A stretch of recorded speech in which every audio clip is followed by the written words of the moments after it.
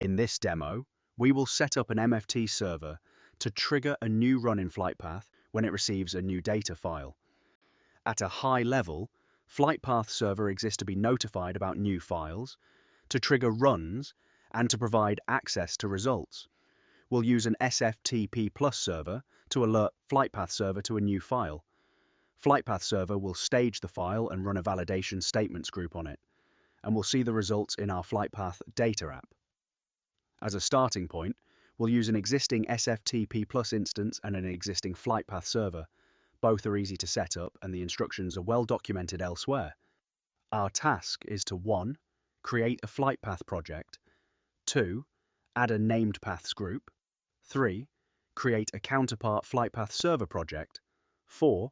Add SFTP configuration to the server project, and then 5. In SFTPPlus, create an event handler. At that point, we should be able to log into the SFTP server, upload a file, see a new file registration appear in FlightPath, and see a new run also in FlightPath. In this simple demo, our FlightPath project and our FlightPath server project will both be looking at the same registered files, loaded groups, and results. This is not unusual. A developer will often use a FlightPath project to configure and/or observe a FlightPath server project. The local project gives access to the server project and can also act as a template for its configuration. To start, let's create a new FlightPath project. To do that, I click in the drop-down at the top of the project files tree and select Create New Project. I'll call the new project Orders. Then I'll create a CSV path statement file called Validations CSV path. FlightPath puts a stub Hello World CSV path in the file. We'll keep that since this is just a demo. To load our statement as a group, I right-click on Validations CSV path and click Load CSV path. In the Load dialog, I'll name the group Order Validations and click Create. You can see my new statements group in the middle window on the right. Next, we need a server project. I create that in the Config panel. To open the panel, I click the Open Config button at the bottom left. I need to work with the Server tab, so I click Server in the vertical tabs on the left of the panel. My server is running at the default local host address. The port is 8000. I created an admin API key already. I'll paste that in and click Save and Reload at the top of the panel. A FlightPath server project is going to receive the notification from SFTPPlus. With that, it will run the name paths group against the new file. We'll create the project by right-clicking and selecting New Project. I'll call the server project SFTPPlus. The SFTPPlus project is created using my local FlightPath project as its template.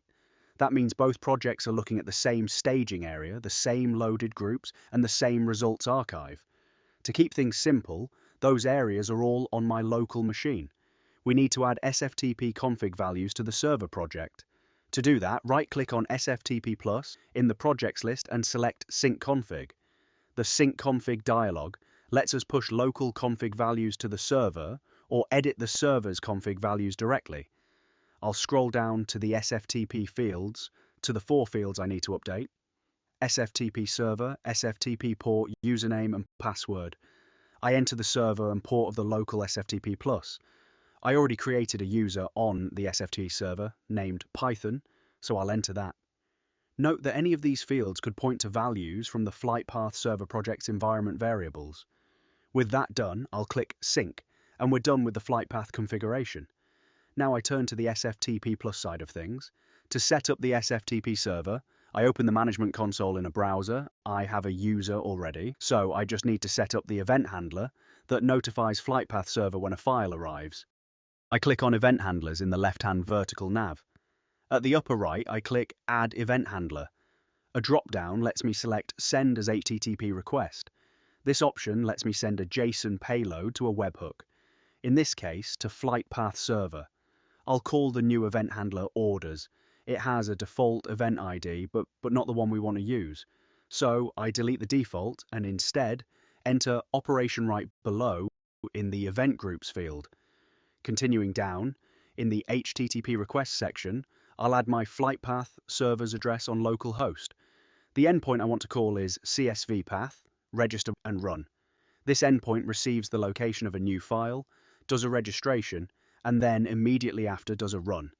In the extra headers section, I need to provide my API key to FlightPath Server so it will allow the webhook call. The header I need to add is access token. The value is the same key that I used in FlightPath's config panel. And last, I need to create the JSON payload that SFTPPlus will send to FlightPath Server. I do this in the custom payload section. In that field, I need to provide a valid JSON dictionary object with a minimum of 5 keys: project name, file location, file name, CSV paths group name, and method. All of these are static fields except one: file location. The file location is the place where the new data file was saved. We know the SFTP server location, of course, so we just need to add the file path. We do that using the replacement token data.path. With that entered, I scroll down and hit the Review and Apply button. The Review Configuration Changes screen opens. I click Apply on each of my changes. If I needed a restart, the server would tell me, and in that case I would click Restart to reload my handler. Now all I need to do to register a file and run it is to upload it to my SFTP account. To do that, I open a console. In the console, I log into SFTPPlus. My login is Python, and I use the default testing port. After entering my password, I simply upload a CSV file using the put command. In the browser, I can click on Activity Log to see my upload. I can also see the event notification sent to FlightPath Server. Back in FlightPath, I open the Config panel to the Inputs or Results tab and click Reload File Trees. And there I see my named file in the right-hand top window, and the run is shown in the bottom right window. And that's how easy it is to hook up an MFT server to FlightPath Server. Most MFT servers can send a webhook notification like we just did with SFTPPlus.